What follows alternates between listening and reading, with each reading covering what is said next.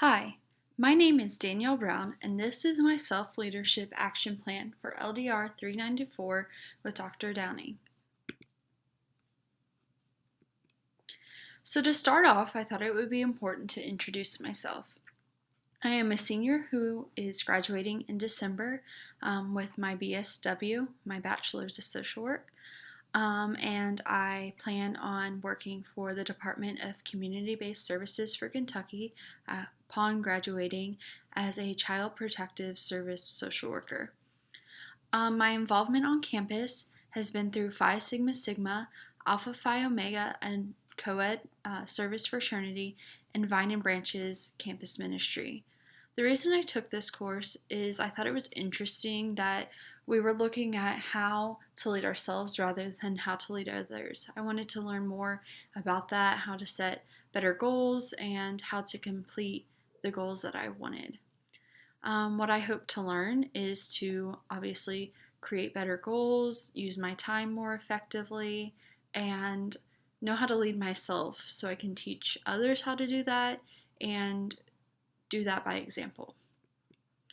So, my evolution of personal leadership has my three characteristics that I chose for this were integrity, humility, and dedication. Integrity is something that's very important for leaders and just anyone in general, but it takes only a second to destroy after taking years to build. So I think that it's something that leaders need to be very aware of, that their integrity is always on the line, whether it's professionally or personally. It needs to be something that is practiced and looked at across the board. The next is humility. First off, like, a leader shouldn't ask someone below them to do something that they're not willing to do themselves. If they're not willing to go the extra mile, then why should their subordinates be willing to do that? And then when they make a mistake, they need to be able to say, yeah, I made that mistake, but what am I going to do to fix it? And how am I going to take responsibility for that? The last one is dedication. If a leader is dedicated, they want to be at their job. They're willing to put 100% into whatever they're doing. And it's showing their subordinates that they're passionate and this is what they want to see their organization be successful in.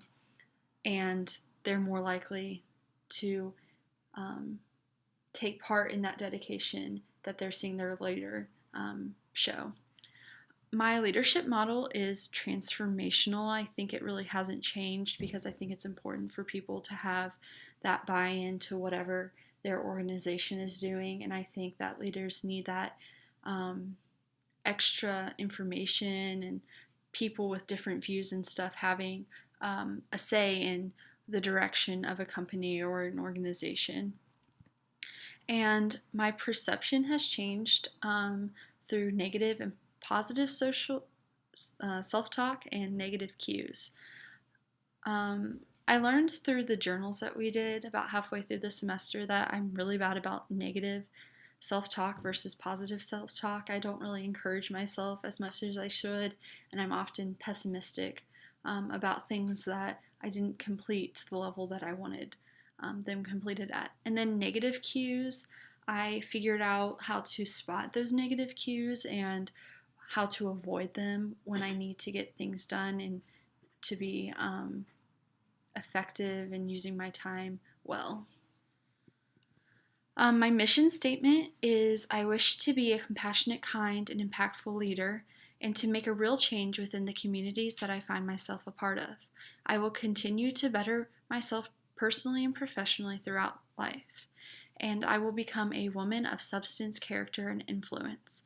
Now, the reason that the last sentence is in quotation marks is because it is a portion of the creed of my sorority, and it's something that every time I see it, it's just the thing that I want to accomplish, and I want to live up to that creed that they wrote before me, and I really wanted it to be part of my mission statement. So some of my goals are that I want to become a licensed social worker, and I do that after I graduate. I take an exam and I get my LSW. I want to receive my master's degree, and I'm already in the beginning um, parts of planning that, but I still have a year or two before I start the application process. And then I want to run in the Flying Pig Half Marathon next May. I want to set that as the date that I accomplish this goal because it's something I've wanted to do for a while.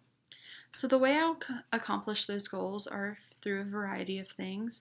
I will use the characteristics that I stated previously to attain those goals.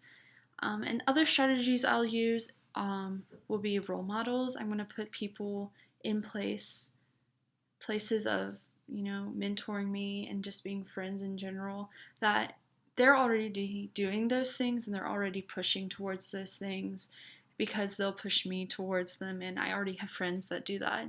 The next one is be smart.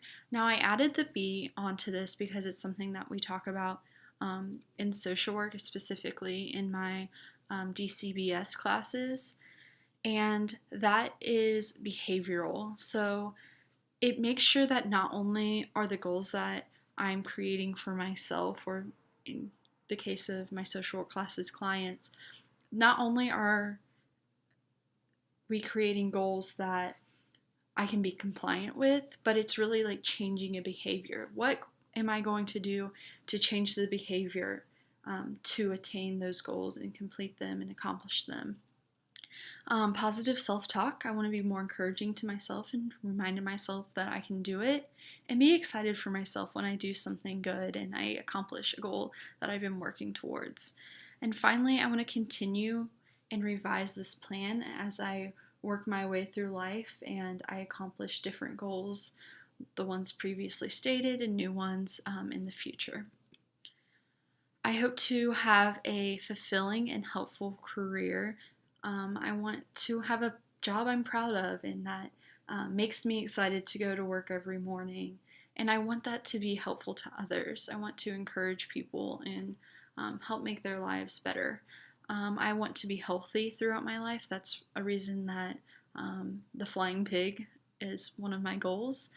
I really want to take my health and my physical fitness seriously, so that's something I hope to accomplish. And I want to be able to achieve current and future goals. I want to know how to make the goals and the plans for those goals more intentional than I have before, and I think that this has really helped me see that. Things that I would like to improve are, again, positive self-talk. One thing that I've started doing is keeping a journal of good things and happy things and accomplishments that have happened throughout the day, and doing that every day to set time aside to celebrate those and encourage myself. Continue to look for positive cues and using reminders so that I'm using my time to the most potential that it has. In conclusion, I've learned to set more intentional goals and give them more specific guidelines. Finding negative and positive cues, it's not something that I had looked for before this class, but I think that now that I've learned that, it's going to really help me be a more productive person. And then self-talk, again, just being more positive in the things that I'm doing.